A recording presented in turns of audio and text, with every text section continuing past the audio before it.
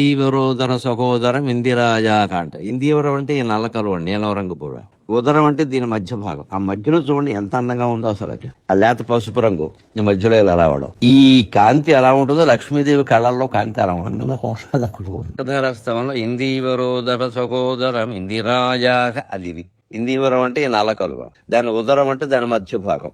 మధ్యలో చిన్న కేసరావు తోటి ఈ లేత పసుపు రంగులో ఎలా ఉందో చూడు. లక్ష్మీదేవి కళ్ళల్లో కాంతి అలా ఉంటుంది. శంకరాచార్య వారం దీన్ని కుముదం అంట. కుముదం అంటే తెల్లగలువ. దాన్ని ఇందీవరం అంటారు, నల్ల కలువ. దాన్ని కలహారం అంట. కలహారం అంటే ఎలక. ప్రత్యేకం పేర్లు ఉన్నాయి. కలహారం, కుముదం, ఇందేవి. ఈ కుముదంలో సరస్వతి దేవి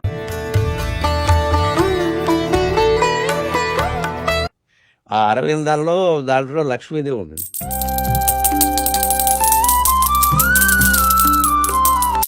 ఇందులో పార్వతీదేవి.